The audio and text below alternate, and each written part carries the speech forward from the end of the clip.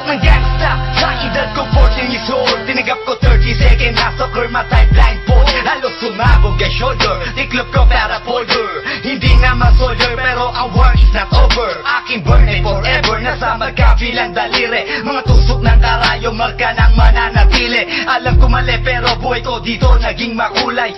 Bala ang alay para sa aming mga kaaway. Ang mawali sa minamahal, ako'y nakahanda na. May tempo ang kalaban ng edad, ihihito na. Pero teka muna, ito ba'y katotohanan? Mabigat na katanungan, ano bang pinaglalaban? Na dahil ba sa buhay mo'y sa sakripisyo? Kahit alam mo nga hastong nga kulungan ng nicho. Ang peligro at bata sa buhay namin ay likas. Bawat luwang papasak, bala ang katumba. Gusto mo ba na sumama sa aming mundo na madama?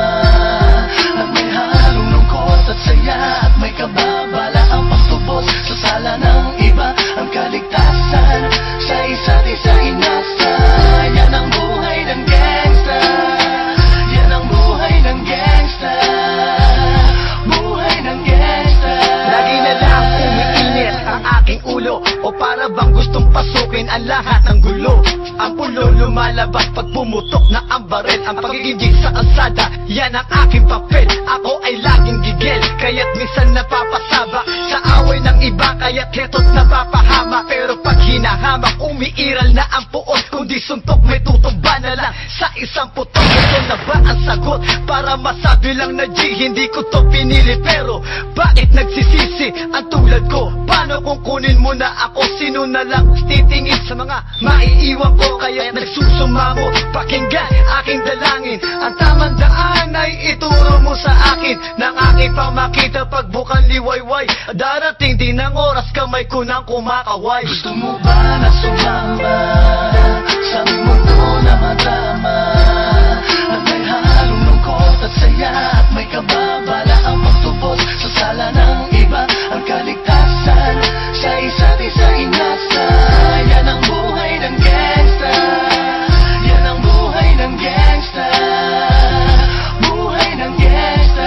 Mula noong 1998, buhay ko dito na ginugol. 12 anyos na naro sa mga lesbo magpahabol. Naging kakaiba ang pananaw sa kaidaran. Pinangarap na lahat ng gap ay mapang-ibabawan. Habang di na alintana ang mga tao'y lumipas. Tumandang walang tinapos, tila nagsayang ng oras. May mga tropang nangulungan at ibang di na lumutang. May mga nagbuwis ng buhay at naging pambayad utang. Ngunit tinuloy ko pa rin ang laban hanggang makilala ang pangalang OG Secret, parang mayor ng Manila. Hinawakan ng korkwera, permanent at tubo. Tunay na ninong ng Velasquez at Rojas sa tundo. Na ipagsabayan sa mga hamon, humantong man sa patayan. At walang tigil na putukan ng gante pag nalagasan. Ngunit isang katanungan ang naglalaro sa isip ko. Ito ba ang buhay na dapat manahin ng panganay ko? Gusto mo ba na sumama sa aming mundo